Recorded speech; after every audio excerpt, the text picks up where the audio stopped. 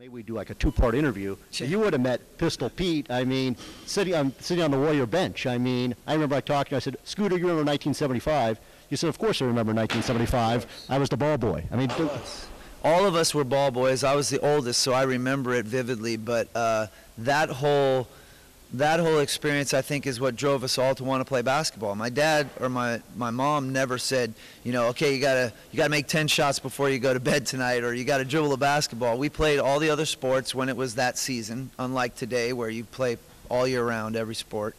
Or you gotta pick a sport when you're age 8 because that's the sport you have to get a scholarship in. It's crazy. And so I went to all the home games with my dad.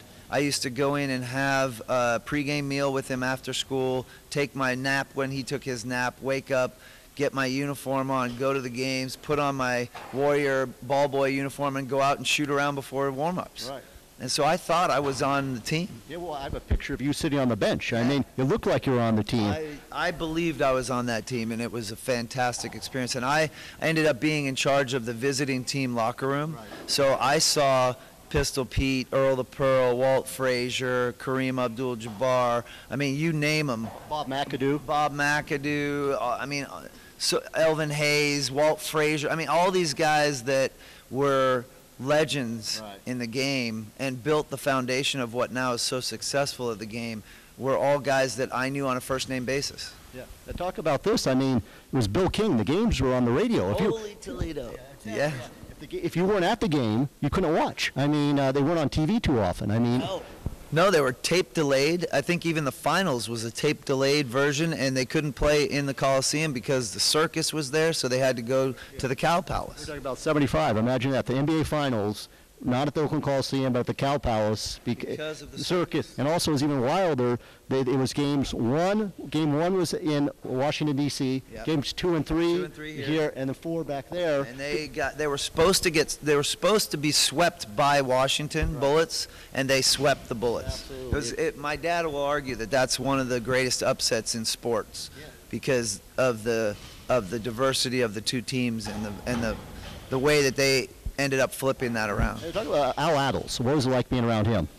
Al, you talk about a deep voice. Al Attles, that's the voice. He was a powerful figure. I remember growing up because he was like just very dark, very strong, very intimidating, and his son Alvin and I got to know each other being kids of the coach and the superstar. So I really felt like I had a second home at the Coliseum and grew up a lot there. And like Al Attles, I mean, that deep voice, he was tough. And one of the greatest quotes either came from Wilt or Nate Thurman. Says, "I never saw Al start a fight, but I never saw a fight Al didn't try to finish." I mean, the destroyer. The destroyer. Exactly. I think it was Game 4 in '75 back at the Capitol.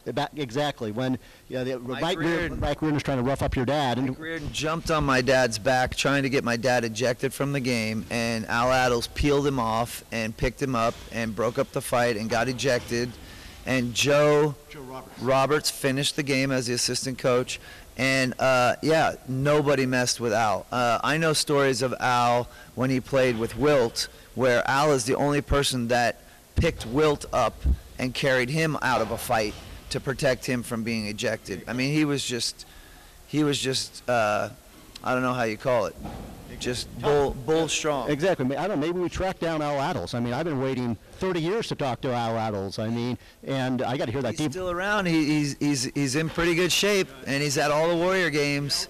And I'll put in a good word. I see him when I go to the Warrior games. He's a very nice man. Exactly. I read a book once that said the chapter was Wilt's bodyguard as if he needed it, and it was Al Attles. Yeah. It is true. Yeah. It is true. Hard to believe, but true.